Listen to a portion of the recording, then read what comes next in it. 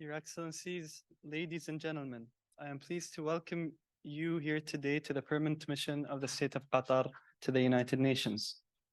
We are gathered today for the event Breaking the Scale Barrier from SDG Innovation to SDG Achievement, co-organized by the State of Qatar and UNDP Accelerator Labs. I'd like to introduce you to our high-level speakers who will provide opening remarks. Her Excellency Ambassador Alya Ahmed bin Saif Al-Thani, Ambassador and Permanent Representative of the State of Qatar to the United Nations. Ms. Sarah Ryglewski, Minister of State to the Federal Chancellor of the Federal Republic of Germany, representing Germany as co-founder of the UNDP Accelerator Labs. Mr. Achim Steiner, United Nations Development Program Administrator.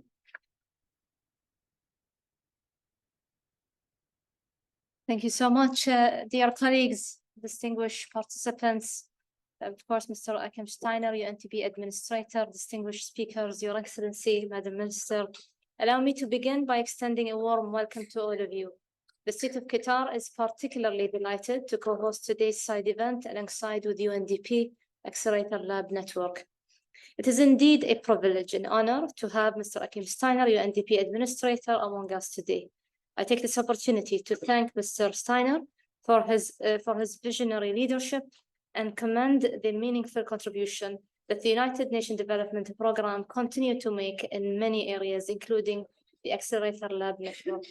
Excellencies, there is no denying that the SDGs are off track at the midpoint of the implementation of the 2030 Agenda for Sustainable Development. It is crucial more than ever to invest in innovation and grassroots sustainable development solutions to address the complex challenges and accelerate progress towards the 2030 Agenda.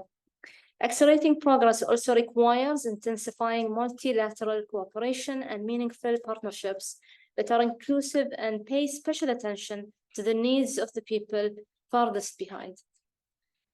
It is encouraging seeing the Accelerator Lab Network expanding and making an impact on the ground. The result of the work of these labs are already visible in the sustainable impact on the people benefited in various countries. After nearly 3 years in activity, it is promising that the network is continuously providing itself as an added value in the quest to achieve the SDGs, using innovation methods and scaling grassroots-led solutions to accelerate progress towards the 2030 Agenda for Sustainable Development.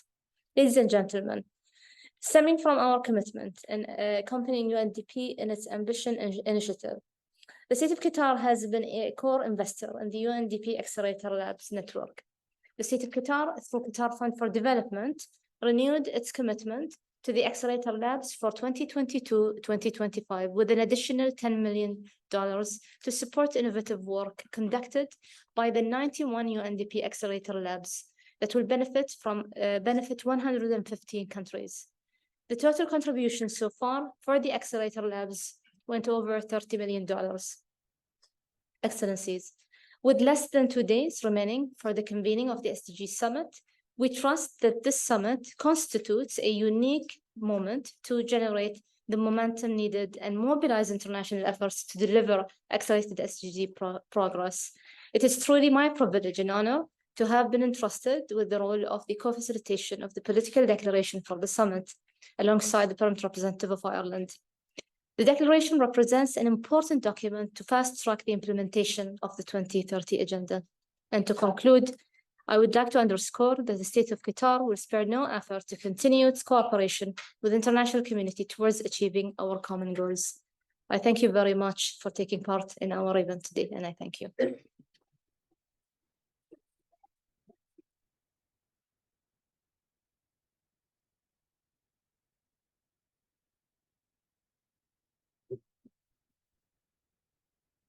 Thank you so much, Excellency, dear Ambassador Sheikh Alya Ahmed bin Saif Al-Thani.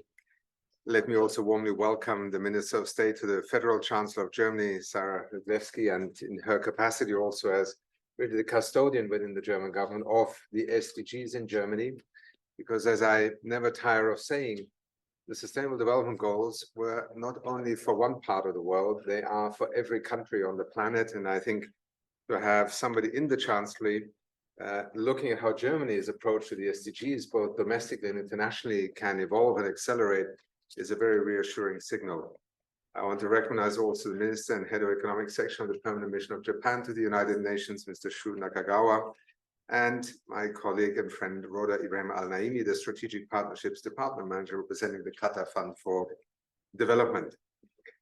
Excellencies, ladies and gentlemen, the real interesting part of this afternoon will come when our colleagues from the Accelerator Labs in Lesotho, South Sudan, Zimbabwe, Paraguay, and Guinea, who are here with us today, will share some of their live insights. But I do want to go back a few years. It is now a few years, Alya, when you, together with our partners in Germany, were willing, with the Qatar Fund, to be the kind of angel investor, because I use this term very deliberately, to invest in an idea that was unconventional, untried, but very bold in its vision. And I have to say, it is so gratifying to have partners who have had the confidence in an institution like UNDP to try out something, in a sense, without precedent. And I don't say that with any hubris, but more out of a recognition that we live in a moment in time, in an age where so many things are not going in the right direction, that simply trying to incrementally improve the way we're doing things isn't going to cut it. In a sense, regrettably, much of the next 2 days, when we are looking at that half-time balance sheet of the SDGs and the 2030 agenda here in New York, much will be said about statistics and targets and indicators and timelines that have not been met. And the fact of the matter is, yes, we live in a time of disruption, of distress, of setbacks. But then in 2015, we also didn't plan the SDGs with a global pandemic in mind. We didn't plan an SDG and 2030 agenda pathway where the world in 2023 would be so far from where we were after that post-Cold War dividend began to set in. We didn't plan for a world in where borrowing money as a developing country today will cost you so much that you actually can't go to the capital markets anymore, and where you sometimes spend more on your interest payments for the loans than you can spend on your education or health sector. These are extraordinary times. And against the backdrop of all of this, we have major transitions that we are trying to address, such as those related to a future of decarbonization, of climate change, of the threats to our common human well-being. So some will be forgiven if this may have seemed a little bit like Don Quixote, riding against the windmills, when we said we would like to try something very different. We would like to invest in an intelligence and connectivity system that puts us in touch with the grassroots of innovation. Now, to many, grassroots means it's simple, it's maybe rural, or it's something that's happening only in one person's household. But as you all know who are here, this is not the story of innovation. It's not the story of breakthroughs. It is how you connect people who believe that they have an idea to solve a problem. And that problem starts with where people actually live, not somewhere in an ad agency or in an economics department or in perhaps a business school. But it starts where people are trying to survive and solve problems in order to survive and to essentially develop their communities, their families, their country, and ultimately our global economy. The other thing that was so unusual about the Accelerator Lab idea, and I still remember, Alya, you immediately seeing the power of this idea, is to not do 1 or 2 labs, which would have been the traditional way in which an organization tries out innovation. We took a very different approach. We said, we are going to literally, and I see Gina here, and she is still smiling because they all thought we were mad as well. We will try and do 60 in the first round and then get to 90 in the second round. Everybody said this is a recipe for failure, but in fact, we saw it as something different. We wanted to build something that is at the core of innovation and of our time. A learning network, globally connected, because learning is happening everywhere, every moment of the day, and it's happening in so many different ways that it's not about controlling innovation in some central funnel or some central laboratory. It's how you connect energy, ingenuity, ideas, and possibilities horizontally. For ourselves as an institution, this was also about making UNDP think differently about innovation and who to work with to find those innovations, but also to be a platform in the over 170 countries in which we work, to have these labs become the world's largest learning network for development. Now, others will judge over time whether that is an aspirational goal or whether, we have missed it. But what I can tell you and what you will hear this afternoon is that indeed, today, 115 countries have this extraordinary group of Accelerator Lab colleagues, some of whom are here and will join us, working as part of a development ecosystem in the country in which they serve, but also globally as part of UNDP's ambition to connect development innovation. A remarkable 6,000 Southern-led development solutions that can drive progress across all 17 SDGs have to date been surfaced. 6,000. And this is not writing a little email to someone I met, somebody interesting. It is, in fact, understanding what are they doing? How could it be relevant? Is it scalable? How could we be supportive to people taking it to the next level? I will not take your time to tell you about them because my colleagues will tell you about them in a much more competent way. But what I can tell you is that whenever I and many others meet our accelerator labs, and I say ours collectively now, they are fascinated, first of all, by the people, by what they are finding, and by the way that they're able to connect what they find to something larger. And I just am joining you from an event across the street with the Global Broadband Commission.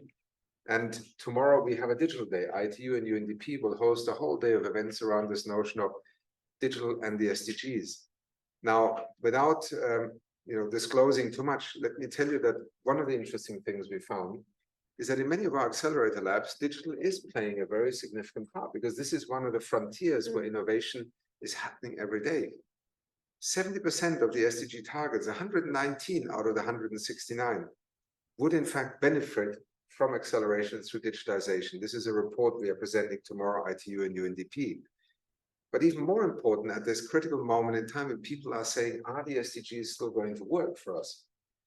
We found another very interesting correlation. I use it very cautiously because it's empirically not yet as firm as it should be, but probably 40% of the lower and middle income countries with stronger growth in digital infrastructure made considerably more progress in actually achieving the SDGs. Now, common sense would tell us that's an obvious fact. But when you start contesting the need to invest in digital public infrastructure, not only in the capital cities, but for the rural areas, why take a fiber optic cable to people who perhaps only have 5 or 6 years of schooling?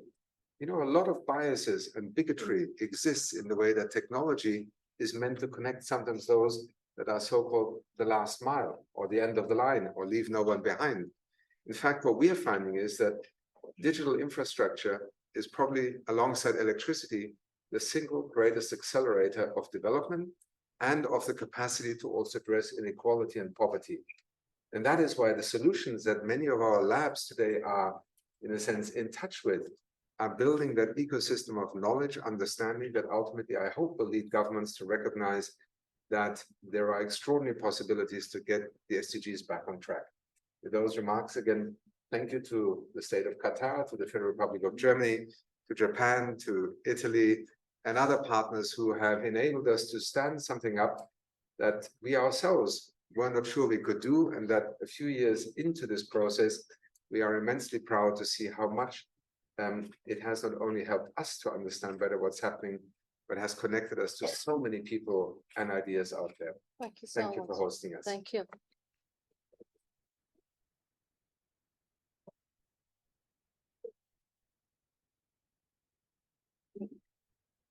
Thank you very much. Dear Ambassador Sheikh Alya Ahmed bin Saif Al-Thani, dear Administrator Achim Steiner, dear partners of the UNDP Accelerator Lab Network. Excellencies, ladies and gentlemen. At the outset, let me thank the permanent mission of the State of Qatar to the United Nations, Ambassador Al-Thani, for hosting this event and inviting me to it as part of the SDG Summit. It is a great opportunity to highlight some of the promising work of the UNDP Accelerator Labs Network.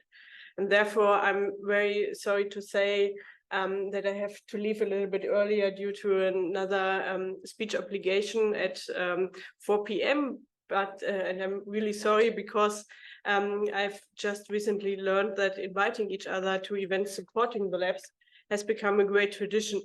And I was just told that you had a successful meeting in June organized by the German mission with a very insightful contribution by Qatar.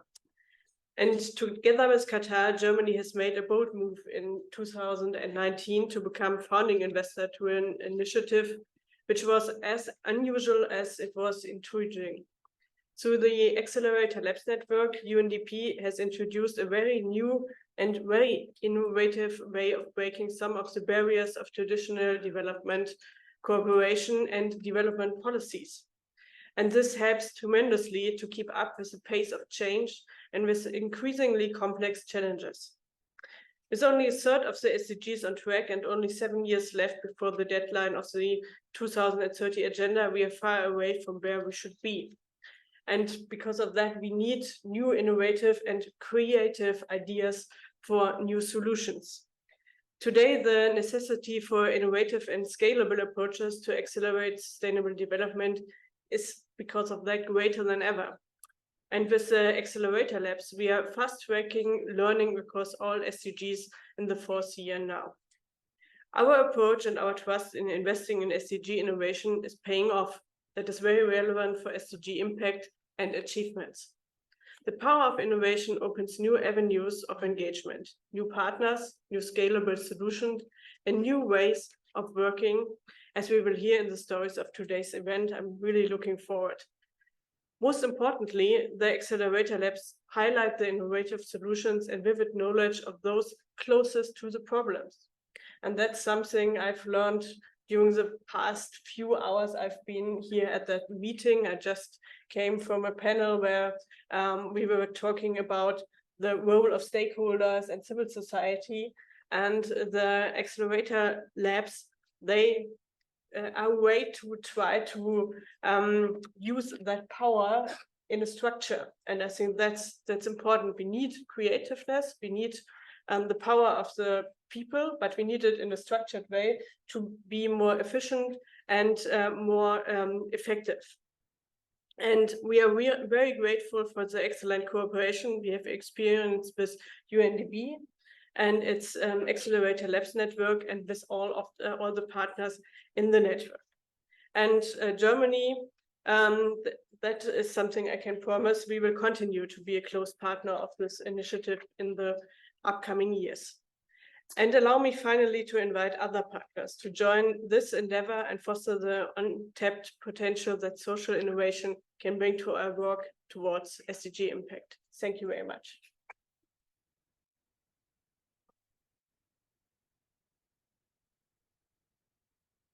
Thank you, Your Excellencies, for your inspiring words. We are now closing the opening segment of this event. On behalf of everyone in this room, I'd like to thank you once again for your presence and sharing your remarks.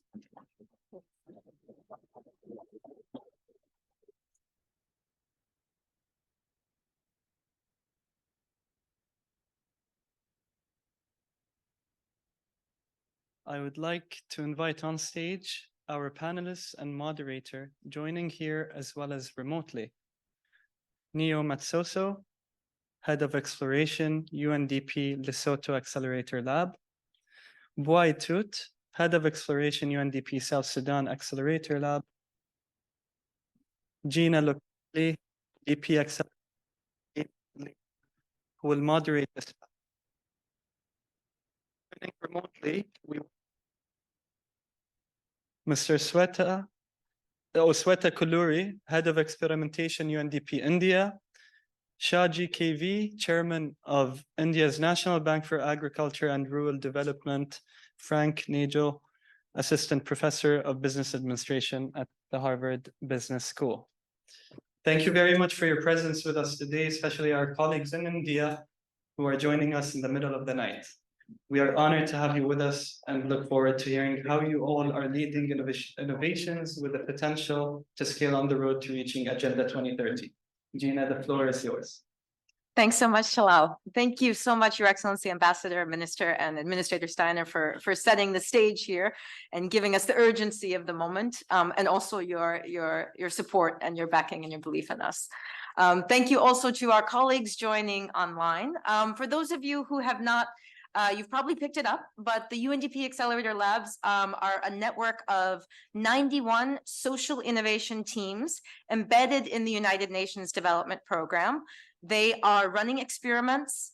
They are exploring weak signals of change. They are sourcing innovations from women and men who, as our administrator said, are just trying to survive. So we see them as a great source of knowledge, and we try to connect that, as you said, Minister, in a structured way with the power of technology to amplify it. Today, we are talking about the question of scale.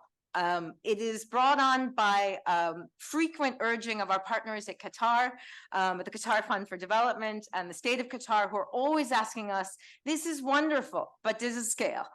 So we're very much taking this tough question head on today. And we're very, very happy to do so. We don't approach it naively. It's not easy. There is no replication. We can't copy paste the solutions when it comes to reducing poverty and combating what the Secretary General recently called global boiling. None of this is easy, and taking things to scale is not a replication effort. So we're taking it on with humility, but we want to take it on today.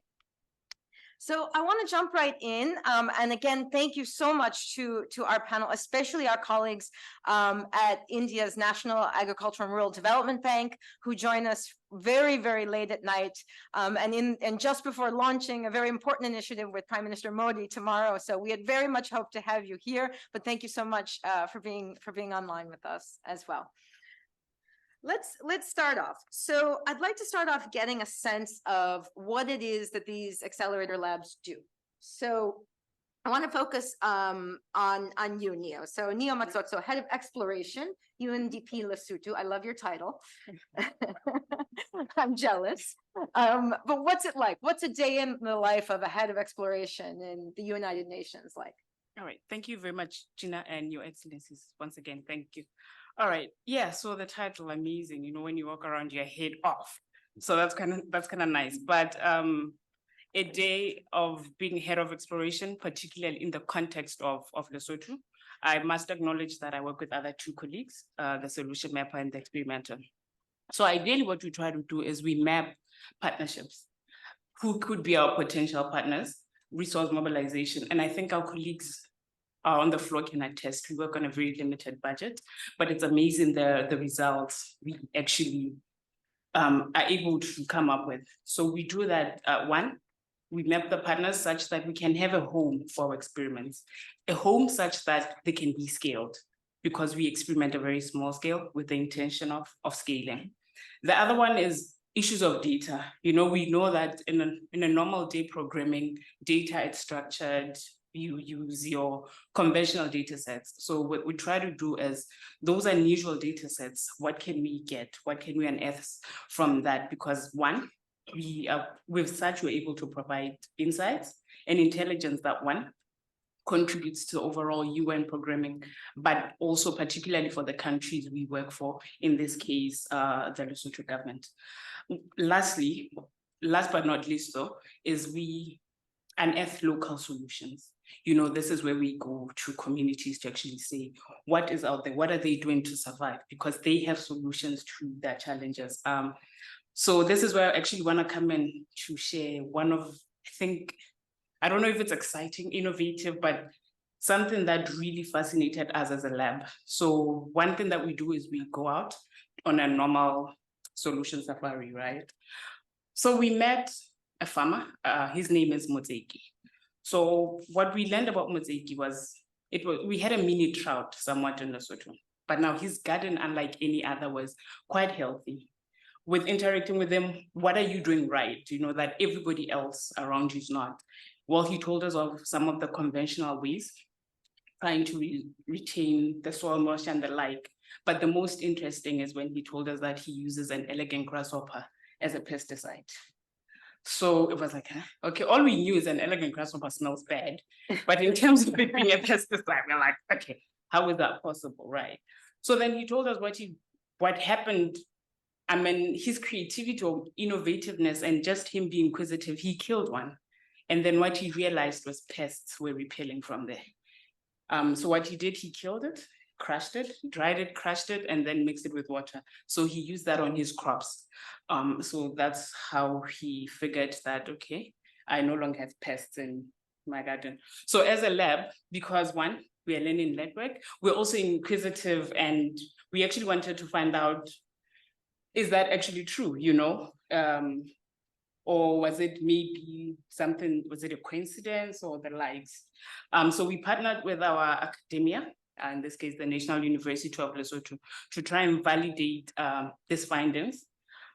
We were amazed by the findings. One, the solution is indeed a pesticide. Two, it performs better than what is commercially bought. So as a lab, we thought, we have a solution for government, you know? So then we shared these learnings with our Ministry of Agriculture. One of the roles that the ministry then does is in terms of providing agricultural inputs to increase farming, and pesticides is one of those. So we said, come on, instead of using these harmful chemicals, SDGs, yeah, we're trying to improve people's lives and their lives. Here is an organic solution that not only is going to help the nation in terms of food production that we know will now be healthy, but could this also be an economic benefit, one, to the farmer, even generally to the nation, as this is something that that we could somewhat explore. So we had that partnership now, then it extended our scope of partners, and we now had Moteki the farmer, we have the National University, and then we have government, who are very fascinated with the solution. I think just a couple of months before we found out the solution, there was a mini infestation. Now the government was saying, where were we all along? You know, we should have come up with this before, because they could have used those elegant grasshoppers for a greater benefit. I think what we take from that as a lab and in terms of grassroots innovation is, one, the willingness of communities, one, partner with us as a lab, and also for them to share the knowledge. I think that's the most important thing. And lastly, that as a lab, we really are grateful for is our government, when they're willing to partner with us, you know. And with this particular solution, they're saying as we try scale, as we iterate, they're willing to experiment with us, you know. So this is one of those that is in their radar. So I think this is one way as a lab we're trying to break the scale, the barriers to scale. And again, it shows how, I think like Mr. Achim said, the SDGs are really about the people, you know. Here we have the solution of an elegant grasshopper. It looks as if it's a small thing, but it's like when you look deeper into it, it's the number of SDGs that it tries to address, you know. Here we're dealing with food security, we're dealing with issues of climate, we're dealing with issues of health. And what we also saw is, yes, this is a solution for Lesotho, but its potential, we know that our Horn of Africa and the infestations that they have, could this be a solution to that, you know? So that's about it as a head of it's a pretty full day.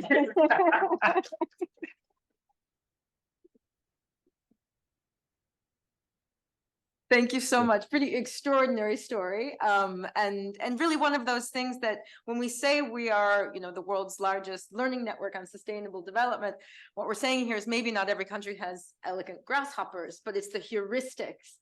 It's the rule of thumb of that, you know, the pesticidal properties in a smelly bug, right? That might actually perform, as you say, better than chemical alternatives. So pretty extraordinary stuff. I want to turn to Buay Tet, our head of exploration, UNDP South Sudan. So what have you learned from the people of Sudan? Yeah, thank you, Gina, and warm greetings. Good afternoon, everybody, Your Excellencies. It's an honor to be here with you all today to share a bit of the experience that we have as a lab in South Sudan. So when I think about learning from grassroots innovators and what it means to me, I think of the small difference between the concepts of inclusion and belonging. Now, when I was in grad school, we would oftentimes say the statement that anything about us without us isn't for us. And so it spoke to this idea the significant differences between inclusion, which states that all are welcome here, versus belonging, which states that this was created with you in mind. And so for me, learning from these grassroots innovators speaks more to the idea of belonging, which recognizes that and values and actively co-create solutions along with those communities. And so for me, as a former refugee, first-generation college graduate, one of the things that caught my eyes about the Accelerator Lab was that emphasis on reimagining development from a grassroots, bottom-up, community-focused lens, right? And so recognizing that, again, those closest to and who experience the realities on a daily basis need and must be a part of the solution. As our administrator had stated in our annual report, he said the labs were born to be an epicenter of innovation for green, inclusive, and sustainable future, built from the bottom up everyday innovation and the wisdom of the many, not the few. And so this for me really describes one of my first experiences with the lab, one of the first projects that we worked on, and the extraordinary intelligence that these innovative communities have, right? It was digitizing an age-old women-led savings and lending system called the Sanduk. And so the project that we worked on was called Traditional Meets Digital. And so a bit of context about South Sudan and the space that we were working with. South Sudan is only 12 years old. It's the youngest country in the world with very little infrastructure. Less than 3% of the population has bank accounts. It's definitely the last place that you might imagine finding a fintech digital innovation to take place. Right? But in learning about this modality, this Sanduk concept, where women would pool the little money that they have together, and then from that lend to each other in order to meet some of their emergency needs and some of their business aspirations that they might have. We thought this is incredible, right? But we also realized with the growing pace of change, the impact shocks of climate change, the rise of inflation, that their savings were not keeping up with the pace of change, right? That essentially the capital that they had within their community that was circulating was no longer able to meet a lot of their needs. And they didn't have any other options, other places to turn, that when they would go to some of the big lenders in their communities, those lenders would charge them upwards of 50 to 60% interest just to borrow some of the money that they needed to finance some of their work. And so in studying this concept, we mapped, and we ultimately decided to digitize the Sanduk scheme alongside with the community in hopes that if we formalize this practice a bit, we bring these data and insights to the formal banking sector, the mobile banking community, which was starting to grow in East Africa, that they might be able to avail loans and see the value in this system of banking. So the project ultimately, 131 women, cross-border traders and youth were included. We mapped the system alongside Mgrush, the mobile banking company in the country. It was this beautiful process of kind of knowledge exchange where these women were teaching these engineers about their process, and these engineers were in turn trying to digitize it in the process. And so one of our primary outcomes was that it would ultimately result in digital financial transaction profiles. So some small data points that you could use and go to a bank and say, look, I've been trading within my small bank for a year, I've repaid. So some type of way to assess the risk of lending to these women. And ultimately, that's exactly what we did. We were able to get data and insights that helped the banks and the mobile banking company to assess the risk and ultimately be able to provide some microfinancing to these communities. As a kind of learning exchange, one of the things that moments that I was really excited by was watching one of the participants, a young lady named Abuk, when one of the engineers asked, and so what happens when it's ready to take money out of the group Sanduk? How do you do the withdrawal system? And she lit up as she described this 3-key system where the chairperson, the finance, and one of the group leaders all have keys to this box, this physical box, and they must be present to unlock it or designate somebody. And a week later, Garang, the engineer, came back to show her how that had been programmed into now this digital system of sending notifications. So this idea of really owning the process of developing a product stuck with me. In a former life, I spent some years in Silicon Valley and at Stanford, and we would always say, we know that technology, AI, computer science is changing the world, but who will change those tools? Who will change AI? And so this really spoke to me about the need for inclusive and representative development of some of these tools, and that ultimately results in ownership of a lot of these processes.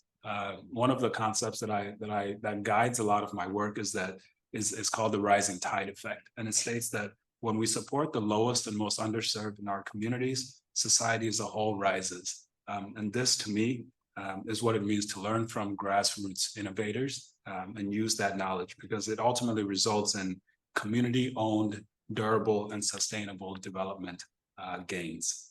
Thank you.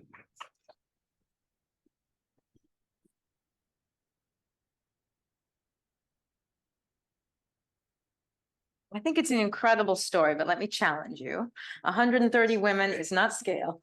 How are you going to take it to scale? Scale. That's the big question. You know, I think with any initiative and anything in general, the hardest part can be starting. And once you kind of get going, you get a small snowball effect. Any good, especially with a good idea, people will naturally come along and join that. And so for us, you know, Amgurush, the mobile banking company, that was kind of along in the process in digitizing this group saving and lending system. They saw the value of it right away. They had had a hard time getting people to adopt mobile banking in the country. Previously, it was kind of a new concept. In our neighboring country, Kenya, it's really well established, but they were having a hard time growing a customer base in South Sudan.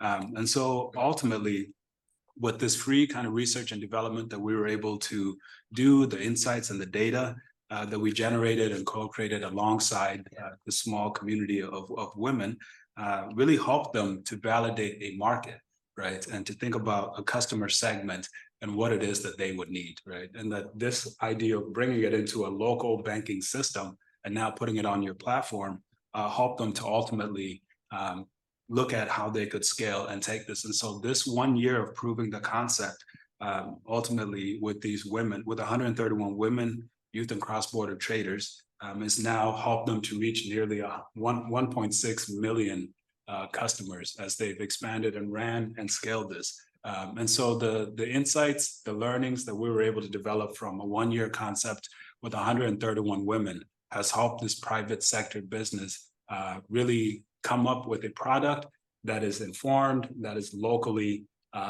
recognized, and now they're going to full, like a ready go-to-market product that we basically did free research and development for less than something like $40,000, and now it's going to really grow a market, but also meet a need within the community.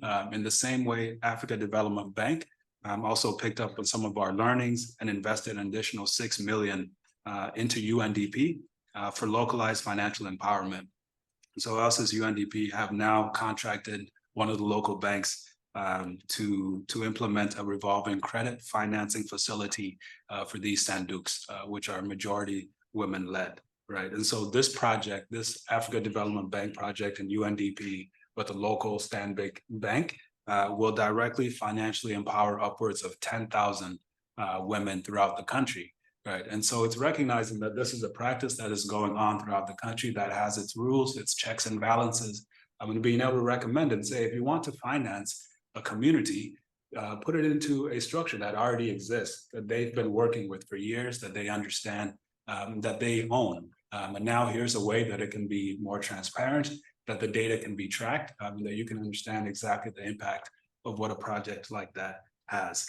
So for me, when it comes to scaling, you know, this localized development insights and policy recommendations like this ultimately de-risk, focus, and ensure that development investments are utilized efficiently.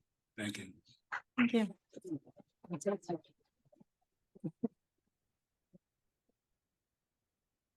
It's really pretty impressive. You've really pooled that risk. You know, you might even be innovating on the work that has happened in Kenya, Because in Kenya, while over 90% of people have access to mobile money, there's also been a lot of credit problems and increase in issues around risk and credit. So by pooling the risk and keeping the decision making very close to communities, you know me and you know if you should lend to me, right?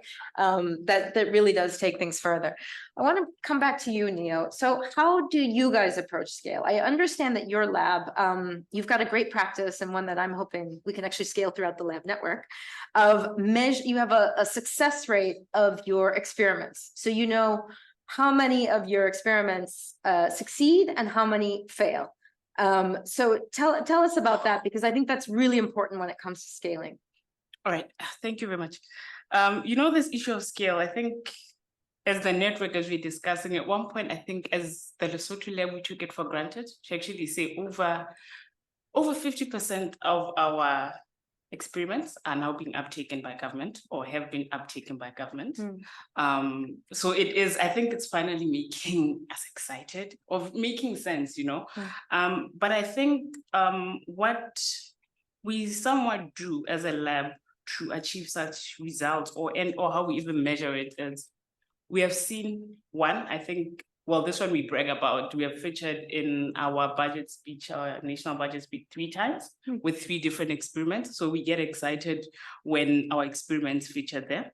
One, it's where we have seen government change policies or create new policies through some of the work that we do.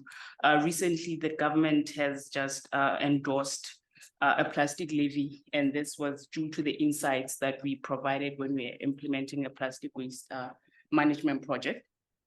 I think how we are able to get to such results, one is maybe on our approach, the co-creation with our partners in terms of the work that we do. So as we come up with an experiment, one, we try and see how does it align with national priorities that are trying to accelerate the SDGs. So I think we are quite intentional in that. So we co-create our experiments with our government counterparts, such that one, for ownership, you know, we normally make jokes about it that sometimes when you go to a ministry, they'll ask you, so when are we doing a collective intelligence workshop? You're like, so our government now knows, you know? So we are seeing that even in terms of demand. Yeah, in terms of the programming, they're really now understanding the new approach of doing things, because I think they're quite aware that the old way is not per se assisting the country in that.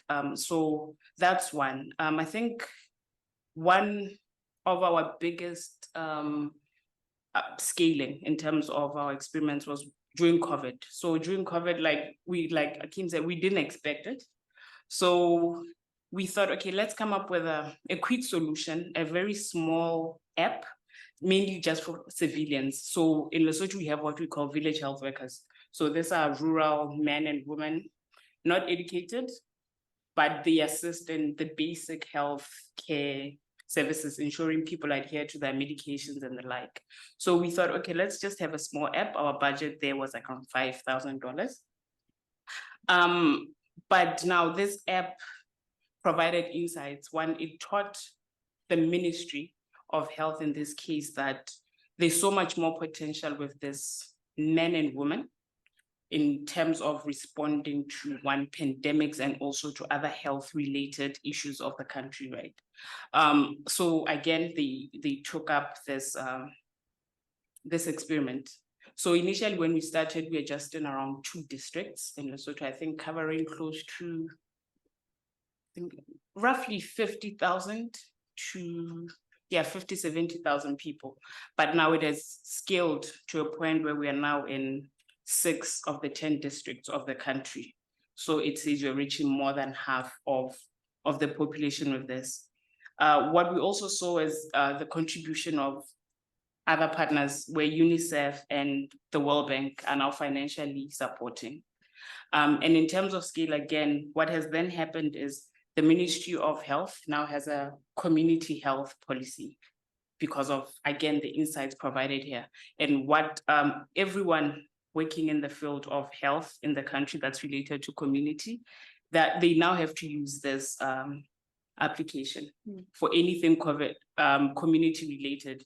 This is the application. We can just create open modules. Again, this is another example of, again, open innovation and the likes, because even this app is now fully open source in this case. So I think those are areas that we look at when we say we are scaling, you know. We now know that, one, who would have thought that UNDP, not really health dominant, but now we are taking over Lesotho in terms of community health, just over a simple, you know, simple app, simple innovation. So what this has done, again, also relating to the SDGs, yes, it was COVID, we're responding to that. But now with this app, what it has assisted in its digitalization, you know, these were men and women, pretty old, because I think the average age was around 55, 60. Now having a digital app, you know, sometimes for most of them it was the first time having a smartphone. So now they're digitally included. What we also did was we partnered with our mobile operator from the private sector, and then this assisted again in the financial inclusion through the use of mobile money and the likes.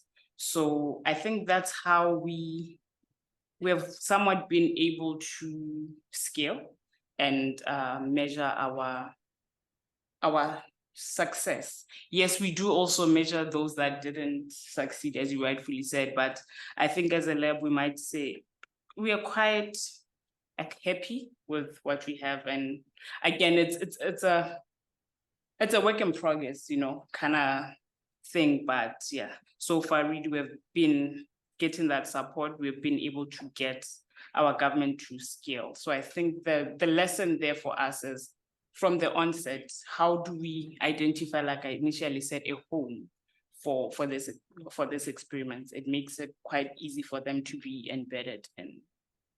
Brilliant. Brilliant. We'll let it slide that you said 55 is pretty old.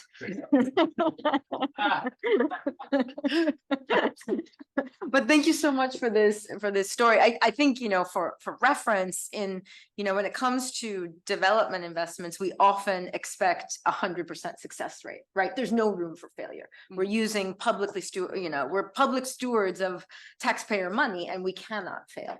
But I think when it comes to the moment we're in, no one actually has all the answers. And so we do need to, you know, unleash this experimentation so we can learn from it, right?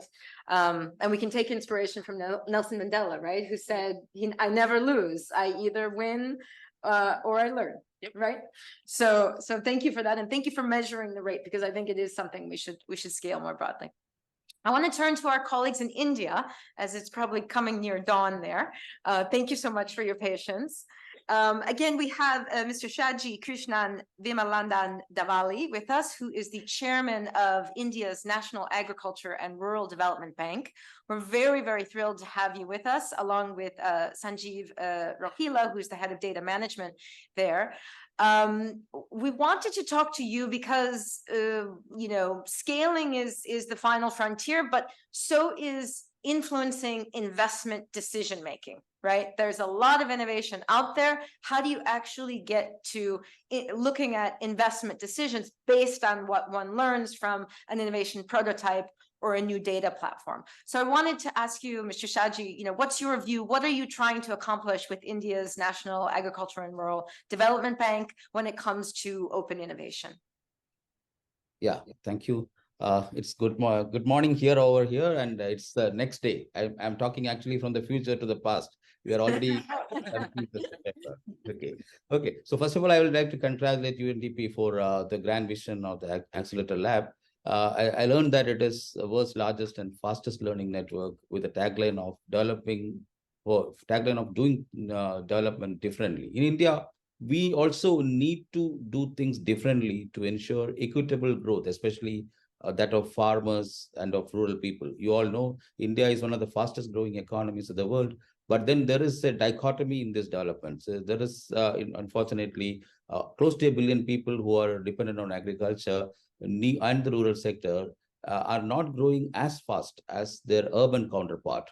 So, and the consequence is that approximately 30% of the farmers in India are not having access to formal credit.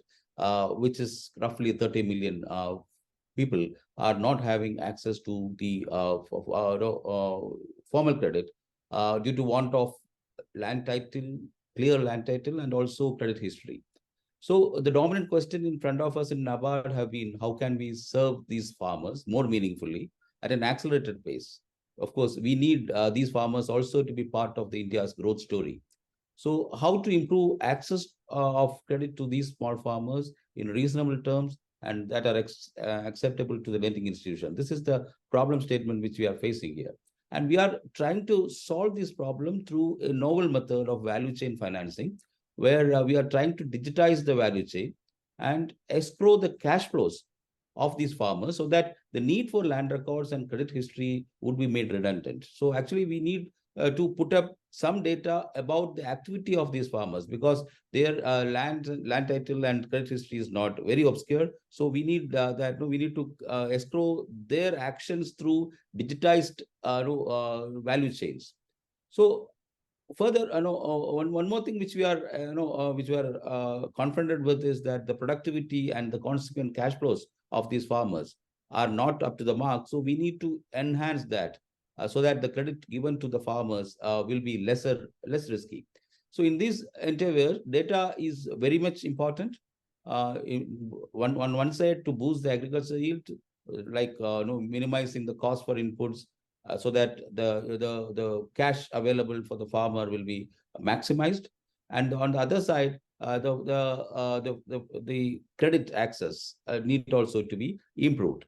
So here, what we are trying to do is that we are trying to use technology and data to solve these issues. We of course are in the endeavor of setting up a data warehouse. Actually, this data warehouse, to give you an example, what we are trying to do is that this data warehouse for our bank. See, we are a development financial institution, and it is state-owned institution. We provide provide facilities for the banks as well as the farmers to come together. So we have taken some radical steps for looking at innovative solutions for making this happen. And one of such steps, of course, is what we are trying to do to tie up with the UNDP Accelerator Lab with the data warehouse of NABARD. But then, going forward, the credit access problem, of course, less riskiness for making these farmers access credit through credit guarantee program. We have a credit guarantee subsidiary which provide a credit guarantee to the banks for providing loans to these farmers. And also we are at the national level, we are having an agri insurance subsidy, so we are managing the risks from the other side of production as well. And then we are also having a venture capital fund to invest in the innovative actions, innovative solutions which are being found by a lot of agri-tech and rural tech companies. So all these things as an orchestrated manner, we want to put forth to the banks to make them reach out to the needy farmers. Already we have a digital public good in India in terms of India Stack. You may be aware of that, where the data for personal identity has been given to all citizens. So through that, the know your customer problem is solved. But now we need different layers over this already available digital public good. The layer of, say, for example, the land stack. That is the data regarding the land ownership, and then we may have to have a crop stack. The data stack of the digital personal identity can be used as a farmer stack, because already the KYC issue has been solved through this. But then over and above that, as I said earlier, 2 layers of crop stack and land stack need to be there, and then multiple layers for advisories and such other things need to be there. So we are looking at augmenting the existing digital public good of the personal stack, that is the India stack, with different types of stacks for crop stack, the land stack, and also the advisories, the data needed for advisories. One peculiar thing about India is that India is a union of states where the agriculture and rural areas are mostly the legislative powers for these are with the state government, that is the provinces. whereas the federal government will only give larger guidelines for making some standardized procedures for this. So siloing of data is one issue which we are facing. A lot of data points are there, a lot of data sources are there, but then they are not available at one particular position where we can easily access. And that is especially true in the case of agriculture and also the rural sector. So here, we are trying to actually compile all these into a single phase. So we started with the data warehouse for NABARD, and then we came across the activity of the UNDP, where already some actions on especially climate resilient agriculture related data are being provided through a digital platform. So we thought that we should grab this opportunity.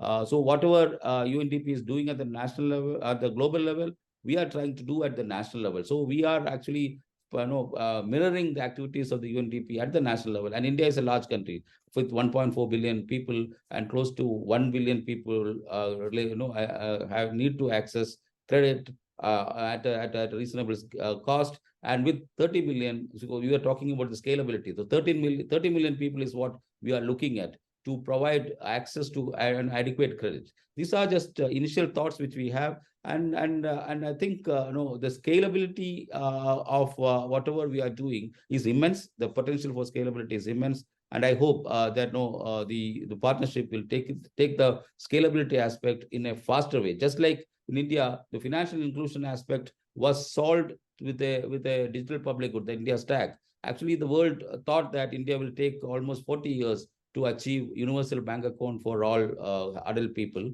But then we achieved it in 6 years because of the digital public good of India stack. So similar activity, we need to replicate that in the agri and the rural sector. And that is what we are endeavoring to do through these partnerships. Thank you.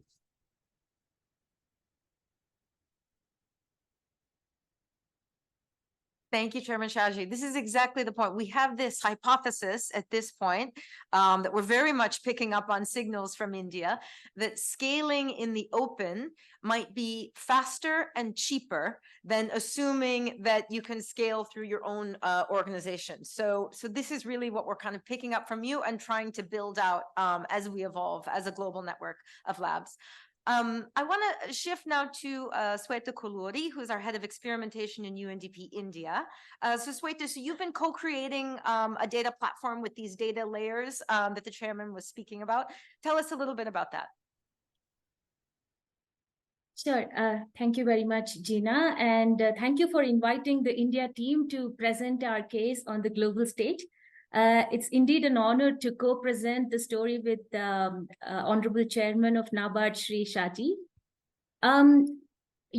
Accelerator Lab in India has created something interesting in this space, especially something which is scaling very well. We have created a digital public good called DiCRA, Data and Climate Resilient Agriculture, which adopts an open innovation framework.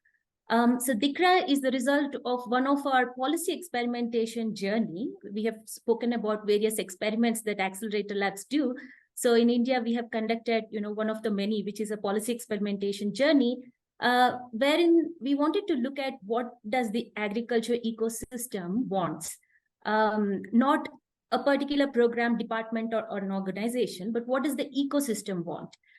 So we conducted collective intelligence workshop. I think our collective intelligence workshops are very, very popular.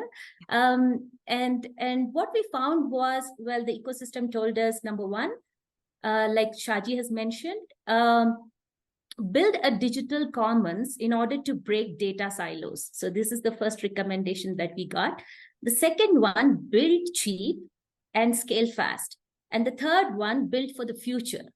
Now, since no future can be imagined without factoring in the climate change, our focus was primarily to look at the climate resilience aspects of agriculture.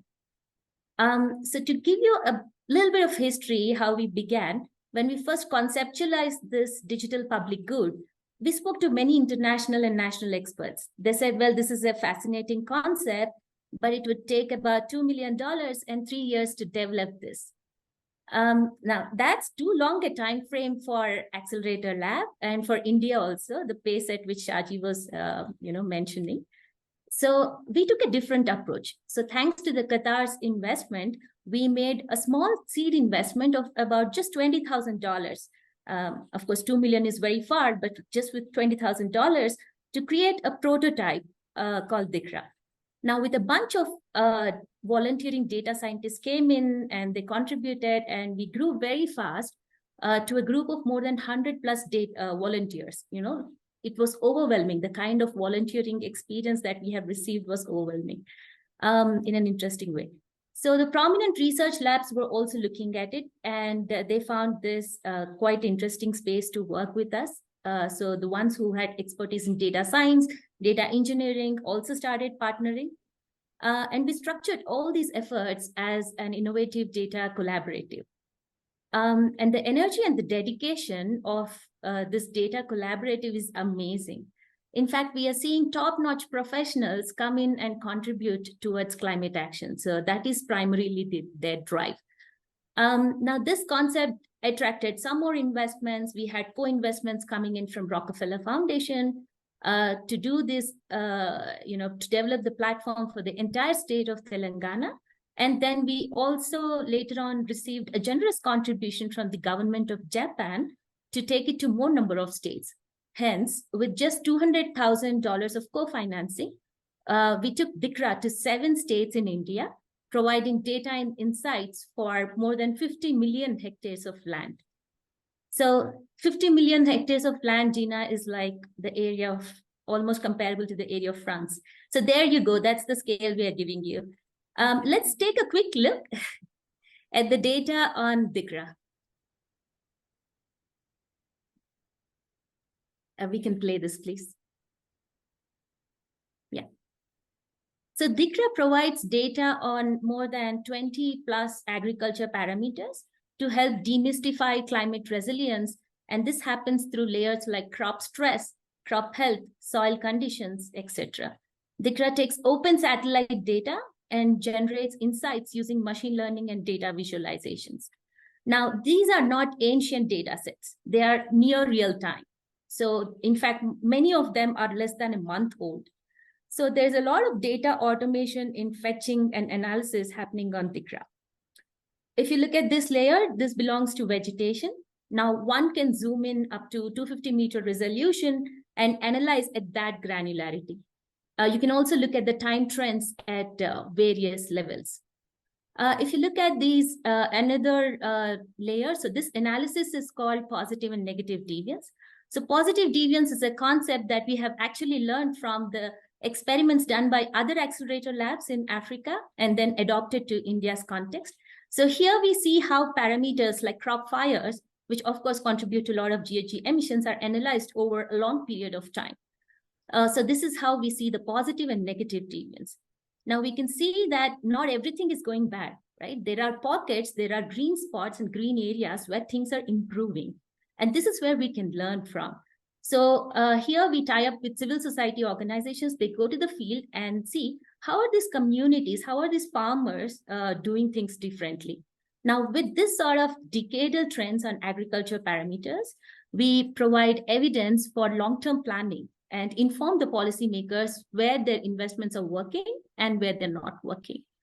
Now, coming to scaling, of course, we have already reached from 1 state to 7 states within 6 months of time and at 1/10 of the market cost, that is at India rate. Now we want to enhance and scale DiCRA to pan-India. This is where our partnership with NABARD is pegged. With its vast scale of operations and more than 35,000 agriculture projects across India, NABARD is best positioned to disseminate and also scale DiCRA. We're very excited and thankful for the partnership with NABARD. And I would like to say that, this is just the beginning of blockbuster innovations in agriculture. And we're very, very happy and delighted about this partnership. Thank you.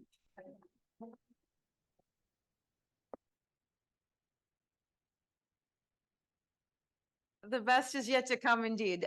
So briefly, Chairman Shaji, and thank you so much. We don't want to delay you further before your day begins on a Sunday. But just, I understand that this digital public good has been handed over now to India's National Agricultural and Rural Development Bank.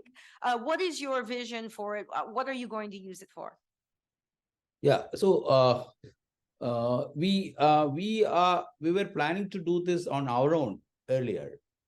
Actually, we had incubated a lot of startups using our venture capital funds, and so we were trying to build blocks, and so that we can do it in a pilot phase. That is what we were planning. Then we came across this UN Accelerator Lab there, DiCRA. Then we thought of how can we start at a higher plane and then achieve scale faster. And that exactly is what now we are trying to do. You all know this NABARD being the largest development financial institution in India. We are tasked with a lot of climate-related activities as well. So we, in fact, recently had a set up a dedicated vertical for climate actions. And then the data warehouse aspects which we were trying to do, we were trying to make it a climate resilient data warehouse. That in fact, Indian agriculture is actually facing a lot of issues related to climate actions, as well as it is also producing a lot of deleterious effects, because a lot of water usage is there, a lot of pesticide usage is there. So those such things are there. So we need to now educate our farmers in a way that in a sustainable manner, they can improve their livelihoods. And in that context, being the apex level institution and also a sector specialist, we see that the DiCRA platform will be an enabler, which will allow us to play the role in a very effective manner, and that too in a faster manner as well. In fact, we on the other side, we are now digitizing the banks, which we have already done. Most of the rural banks are now in the digital platform. But then there are farmer cooperatives which are not digitized. But then close to around 10 million members are there in such farmer cooperatives. And we are now in the process of digitizing almost 100,000 of those farmer cooperatives, encompassing around 10 million members. So once that also being done parallelly, and then they will be able to avail of a lot of advisory services, because all these members of these farmer cooperatives are farmers who are small farmers and marginal farmers, and then they need to get access to the advisory services at a cost-effective manner. So in that context, we actually are trying to leverage the technology which is already developed, not just for helping empowered classes, but something which we will be able to help the poorest of the poor, the unreached, and the most vulnerable. And then the open architecture and the open innovation, which we are talking about in DiCRA, it is also pegged in the right direction to promote data-driven culture in agriculture. So we see it as a effective starting point. And over the next months, we'll try to connect more and more layers into the DiCRA platform in close partnership with UNDP and also with the research institutions. We have already an MOU in place with the Indian Council of Agriculture Research, which is having a lot of research institutes pan-India. So we are in discussions with them, and we plan to use the data from them also for assessing our climate proofing projects, which are coming to NABARD in its capacity as the national implementing entity for climate adaptation projects, and also policy-related works for climate finance investments in the country will be benefited in a large scale by the data insights from DiCRA. We also plan to bring this data into our annual credit planning exercise, which will help banks across the country. So opportunities are truly many. I believe that DiCRA's open architecture will benefit not only agriculture or the climate finance projects, but the entire agriculture ecosystem of the country to make it a data-driven decision. And in fact, this will accelerate the productivity and also the welfare of the poor. In that context, we are actually looking forward to take this partnership to the next level. And this partnership, of course, will open up a sea of opportunities, as I said earlier, for both the organizations to leverage data, and then we will position this as a public good. Already it is a digital public good, but then we will add layers to that. So already we have plans for expanding it to other states, because we are working in close coordination with all the states. We are mandated. In fact, we are financing many of the state governments for this rural infrastructure development projects. So I'll invite the team, Gina and her amazing UNDP Labs team to visit us in NABARD and see for yourself how we are leveraging. We will be leveraging that in a larger scale. And it is my pleasure. It will be my pleasure and privilege to host you here in Mumbai or in any part of India. Thank you. Fantastic. Thank you. We will definitely come and do a PhD in scaling in India. That's the place to learn it. Huh? If you can make it there, you can scale it anywhere. Let's then turn, because we're a little tight on time, and I do realize how late it is, and thank you all for joining us, to Professor Frank Nagel, who's the Assistant Professor of Business Administration at Harvard Business School. Frank, you, together with Liz Altman and Eamon Klopfenstein, looked at the UNDP Accelerator Labs as a Harvard Business School case study. Why did you do that, and what did you find? Sure. So first of all, thanks so much for having me here. It's great to see all these folks who are out there doing and changing the world. I feel a little, we just observe and report and hope to bring what all of you are doing to a broader audience, right? And so thanks to Gina and her team for all the help with the case study. My background, I've studied open and distributed innovation for a long time. And we heard about what the UNDP Accelerator Labs were doing and found it a very interesting solution to a very challenging and distributed problem or problems. And so scaling distributed innovation has always been very challenging. And we saw the Accelerator Labs embodying this new way of doing this through a model that we've come to call kind of the network of ecosystems. So in business parlance, we think about an ecosystem as a set of actors contributing to a value proposition that exhibit complementarities and interdependencies among them. And then a network is a group of interconnected relationships amongst autonomous actors for some sort of resource exchange or information sharing. So when we think about a network of ecosystems, this is really what the Accelerator Labs embodied and what got us so interested in it, because we can think about these autonomous ecosystems, each of the local labs that share interconnected relationships across them in a way that allows them to diffuse information and learning, right? And so, as Gina mentioned, I'm at a business school, and this is something that this kind of bottom-up innovation is not something we see frequently, sometimes, but not frequently at companies, because there we usually see much more of a top-down, centralized kind of approach to innovation and problem solving.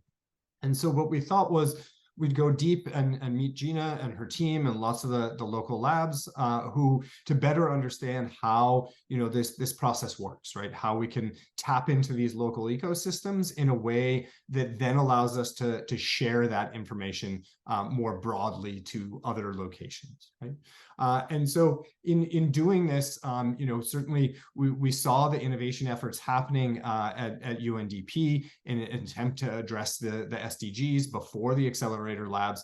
And there was a lot of great efforts and lots of dispersed attempts to solve local problems aligned with the SDGs. But what we saw, or what UNDP also saw, was that there was very little learning and distribution of this learning beyond the local area, right? And so this is what led to the establishment of the Accelerator Labs, because there needed to be a way to kind of coordinate these efforts while still remaining distributed and localized. And so what we really kind of found in our study of the Accelerator Labs was how they allowed for this tapping into a local ecosystem from many of the examples we've already heard, and then identifying what works there, and then bringing this up to the broader network in a way that gathered not only attention and input from other people, but then also allowed other countries who are having similar problems to say, oh, that solution may work in my geography, in my country, or even, that sounds interesting. It might not work here, but some variation of that might work where we are, and we had never thought of that before, right? And so, when I think about all the examples that we've heard today, the elegant grasshoppers, banking and lending in South Sudan, and then climate and big data that we just heard coming from India. These are very different solutions to very different problems, but all things that sort of bubbled up from the ground up, right? And all things that can be exported or you know, the ideas can be shared to other locations and really take hold. And you know, when we think about the SDGs, these are global scale problems, but they have very local impacts, right? And when we think about the local innovations that are used to solve these problems in the local context, sometimes they work elsewhere, sometimes they don't. But if there's no network for really sharing this information more broadly, then those ideas are never going to expand, right? And this kind of distributed network allows for the solving of these very difficult problems that face all of humanity and affect us in our day-to-day lives, but through which these solutions can be found in many other places. And really that was our key kind of understanding, and what we came to see with the Accelerator Labs was, again, this bottom-up innovation that allows for sharing of information across the entire world in a way that really benefits everyone. Thank you so much. Thanks. We do have copies of the Harvard Business School case study available here. Normally you have to buy these, so I suggest you take one. I do want to say thank you, Professor Nagel. It was pretty surreal to be in Harvard last October and see you teaching us. I mean, it's hard to believe it even still happened, but we really benefited from the interaction with your students and with you and your co-authors to inspire us. I have to say, you know, we're still learning what a network of ecosystems is. So it's an interesting framing and really important for us to have you look at us and tell us what we're doing. Because the spirit of open innovation is sometimes you don't know all the uses for what you build. So that's really what we're doing here. So thank you so much to the panel. Thank you, Buay. Thank you, Neo, Swetha, Mr. Shaji, Mr. Rohila, and thank you, Professor Nagel. Thank you, all of you. Let me hand over back to Talal to close us out. Thank you, Gina. Thank you very much for this excellent conversation and moderation. Excellencies, ladies and gentlemen, thank you very much for being part of the event. The mission of the State of Qatar was honored to host you during the SDG Action weekend as critical actors who are leading innovations with the potential to scale on the road to accelerating progress towards Agenda 2030, as our high-level representatives and panelists highlighted in their inspiring presentations. Now is the time to unleash action for intractable issues and sustainable development to accelerate the progress towards the SDGs achievement. The State of Qatar will continue working together with UNDP Accelerator Labs and our strategic partners in the upcoming years to make this possible. Thank you for your participation and have a good evening.